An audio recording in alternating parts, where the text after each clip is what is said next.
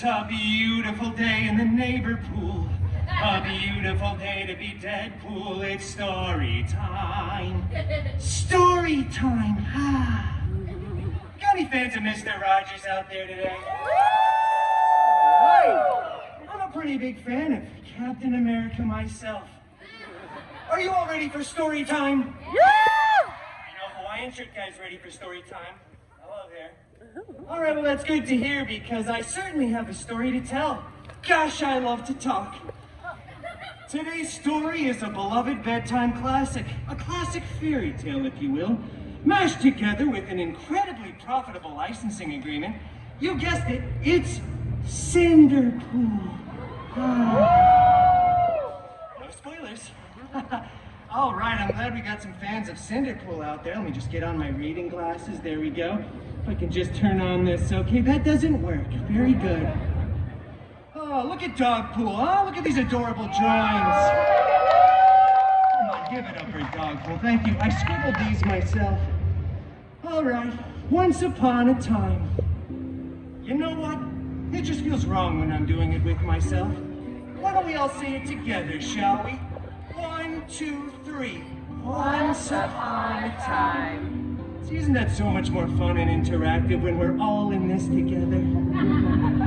For those of you that didn't participate, get your head in the game!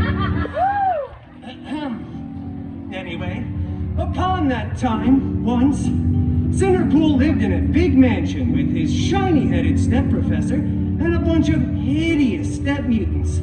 The biggest one, Colossus, was always making up stupid rules that no one cared about.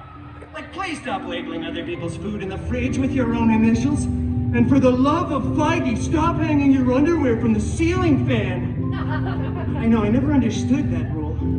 The other main step mutant, Negasonic Teenage Warhead, such a cool name, was always just texting and rolling her eyes. They were both super jealous because Cinder-Pool had a much, and I mean much larger fan base. They don't call this story time with Colossus now, do they? Anyway, one day, an expendable non-union extra came running across the mansion grounds, screaming. King Thanos was planning the biggest battle of Phase 3, the last truly relevant phase. Cinder-Pool desperately wanted to go to the big battle, but Colossus said, no. Too dangerous.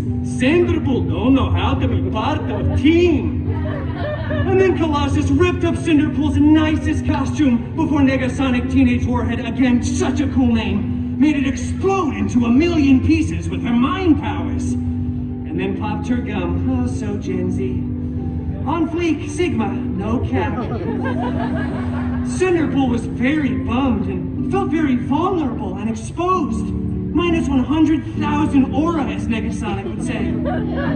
He ran out onto the mansion grounds, stumbling for dramatic effect. How you doing there, child?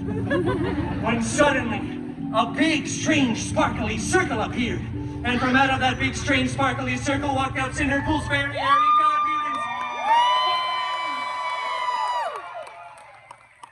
All right, come on, Loki Bear. You have to actually step through the sparkly circle. Otherwise, the audience isn't going to know that you're here yet. Yes! Where's your cardigan, by the way? I made one for you, too. I shredded that. Okay, that's fair. I'm just glad you're here, and so are they. Oh, very hairy god mutant Wolverine. I desperately want to go to the big battle, but my mean step mutants vaporize my costume. Shut up. Growled Wolverine lovingly. What? I don't have a costume. I need to go to the big battle. Just get another costume then. And stop writing me into these stories. Okay, well, after that very sage and somewhat Australian advice, Cinder-Pool headed off to the wardrobe department to get a freshly laundered costume, and then went to the big battle. Cinder-Pool missed most of it, though, because he stopped for some chimichangas along the way. You know, priorities, right? Gets it. But rest assured, when Cinder-Pool got there, the Avengers were still winning.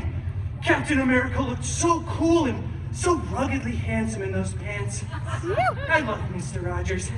And meanwhile, Cinder-Pool's very hairy god mutant Wolverine was... I'm going to pins. Okay. Thanks for coming, Logie Bear. Honestly, that checks out. I don't think we really had the rights to him back then anyway. Bye.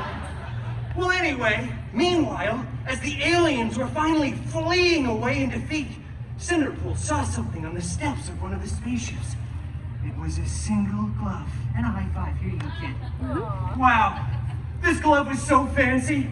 Big and gold with beautiful jewels. I think there were 6 of them, not that that's really relevant information. I wonder who this fits, thought Cinder-Pool before trying it on. After some clicking, whizzing, and whirring, it adjusted right to Cinder-Pool's arm. Then, out of nowhere, Iron Man came flying in out of left field screaming, "Hey, take that off.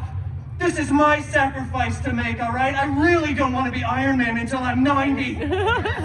Please let me go retire somewhere nice like Latveria or something."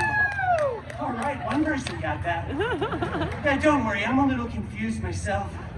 Then, other, much less relevant Avengers came running in too, saying things like, "Take that off, that's not a toy, whatever you do, do not snap." So obviously Cinder-Pool snapped. I mean, Cinder-Pool snapped a bunch, both physically and mentally.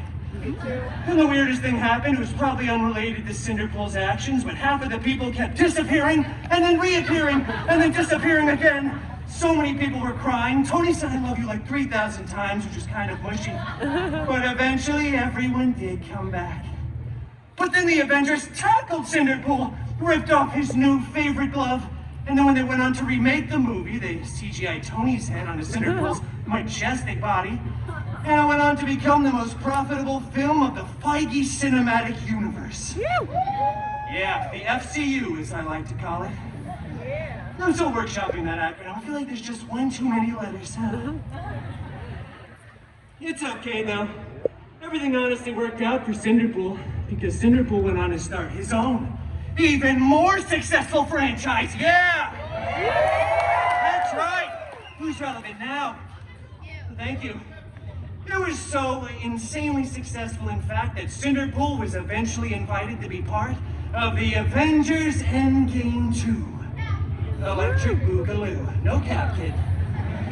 Coming to theaters at some point. Well, that's the end. Game, if you will. All right, we got a couple pun fans out there, like 3 of them. Thank you so much for that. I practiced that in the shower all morning. All right, well, thank you all for coming to another illustrious story time with Deadpool, lovies and dovies. I'll see you next time.